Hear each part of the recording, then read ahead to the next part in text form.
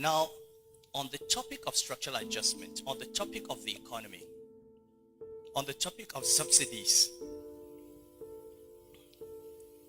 it's extremely interesting as an economist listening to lawyers and engineers discuss the economy. Extremely, beautiful analysis. To be honest, I can stand here today and I can give a few points that are contrary, a few points that explain perhaps what we're going through and how it was totally predictable, most of it, and maybe avoidable. But I'm not going to do that. I've chosen not to speak about the economy and the reforms or to even explain anything, because if I explain, it would help this government, and I don't want to help the government. I don't want to help this government. They're my friends. If they don't behave like friends, I don't behave like a friend. So I watch them being stewed, and they don't even have people with credibility who can come and explain what they're doing. But I'm not going to help. I started out helping, but I'm not going to help. I'm not going to discuss it.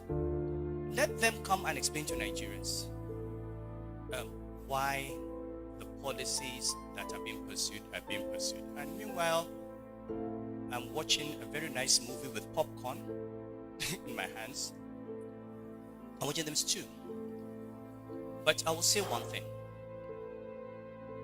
What we are going through today is, at least in part, not totally, at least in part, a necessary consequence of decades of irresponsible economic management.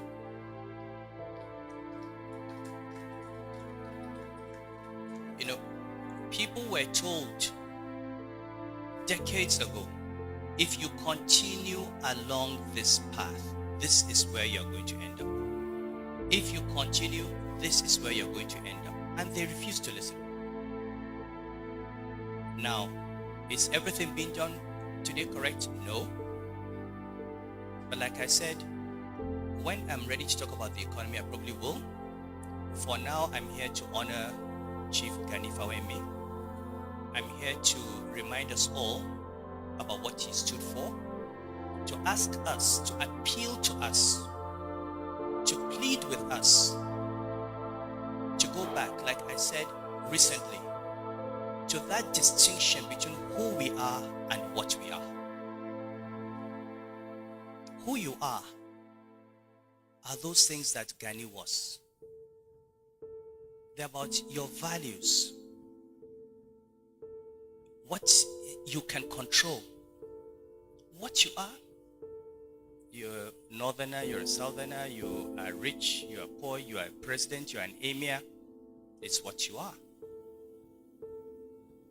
You have two lawyers. One is an honest lawyer with integrity, the other is a thief. Whether that is who he is. You have two governors or two senators or two emirs. At the end of the day, if you're a thief, you're a thief. Whether you're Yoruba or Igbo or Hausa or Muslim or Christian or a lawyer, a thief is a thief. That is who you are.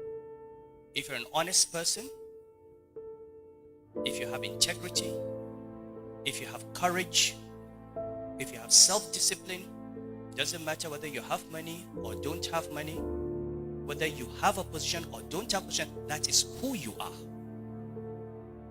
Can we please go back as a country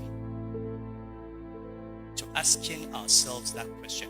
Who am I truly? You look at your own life. You've gone through many stages of what. I was a student. I was a banker. I was governor of Central Bank. I was an emir. I was a dethroned emir. I'm an emir. That is all what I am. That's all what I am. But I take pride that all the friends who knew me 50 years ago will say I am the same person that they knew 50 years ago. And that is who I am.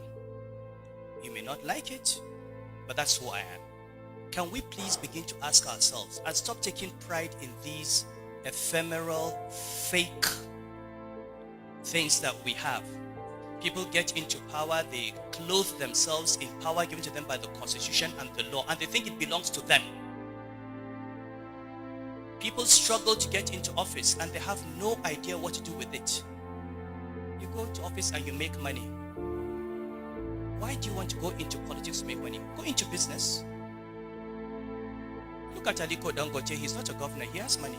Go and be an Aliko Dangote. Why do you want to be a governor or a minister to make money? If you want money, go and be a businessman. You go into government to serve the people. If you do not want to serve the people, don't go into government. Simple. But the way we've degraded public office and the way civil society, if we go back to Antonio Gramsci, the way civil society has allowed itself to be incorporated into the processes and programs of political society is what has destroyed this nation.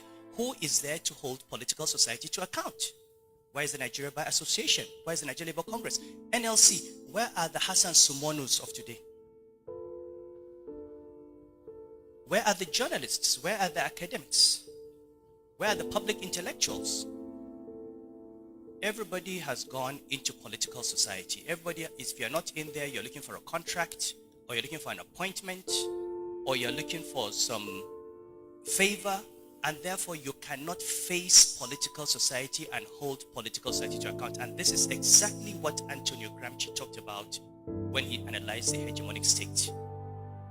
And this is what we're becoming. So I'm speaking at an MPA conference because you are a critical part of civil society. You are the ones who stand up for human rights. You are the ones who stand up for the rule of law. I thank my brother Femi Falana. When we had this funny judgment by the Federal High Court, he came out and spoke about it. I'm not a lawyer, but even as a non-lawyer, I know Federal High Court has no jurisdiction on chieftaincy matters.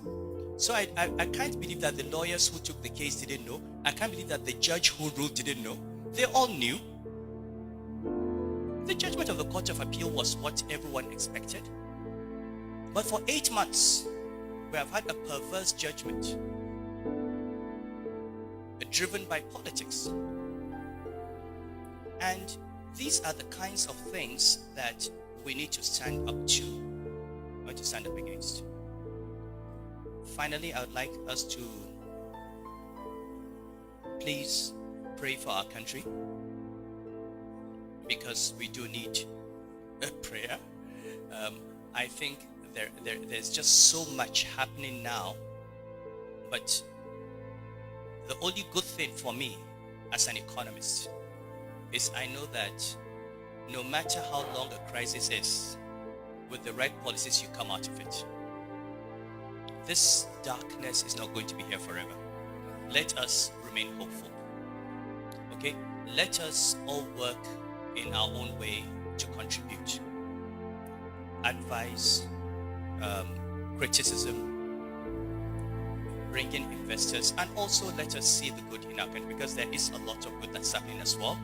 Maybe not where we're looking, but let us continue to look at the good things and hope that we'll see more and more of that.